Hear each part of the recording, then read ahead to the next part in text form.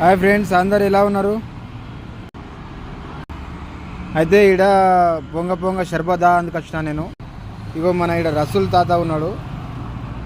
ఈ రసూల్ తాత ఏంటంటే బాగా తెలుసు, ఇంకా కలికాలం బాగానే ఉన్నది అంటున్నాడు. ఇప్పుడు 2000 నడుస్తున్నది, చారాన కూడా అయిపోలేదు, ఇంకా బాగుందని అంటున్నాడు. ఎట్లయితే పెరిగిన చెట్టు గాలికి ఎట్లయితే విరుగుతుందో పెరిగింది విరగడానికి అన్నది మాట్లాడుతున్నాడు. బాగానే చెప్తున్నాడు. అప్పట్లో ఇన్ని రోగాలు లేకుండే, ఇన్ని హాస్పిటల్ లేకుండే, ఇంత పెద్ద హాస్పిటల్ అయినాయి. అప్పట్లో అందరూ సైకిళ్ళ మీద పోతుండే, ఇప్పుడు సైకిళ్ళ మీద ఎవరైనా పోతున్నారా అని మంచి విషయాలు చెప్తున్నాడు కాక. ఇక్కడ వచ్చి కూర్చున్నా, మంచి షర్బత్ తాగుతున్నా.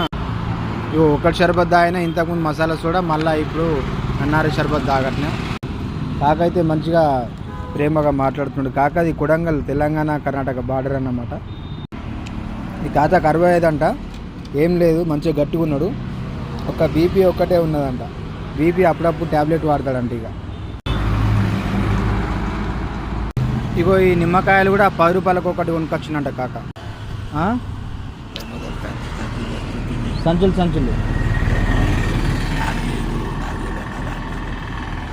అదే కాక ఏమంటున్నాడంటే, అప్పుడప్పుడు నిమ్మకాయలు 100కు 4 కిలోలు కూడా అమ్ముతారు. ఇక పంటలు ఎక్కువ వచ్చినప్పుడు ఇక రేటు గురించి, ఇప్పుడు బంగారము బండ్లు కానీ ఎంతగానో పెరుగుతున్నాయి, రేట్లు కూడా ఎంత పెరుగుతున్నాయని కాక కూడా మాట్లాడుతున్నాడు.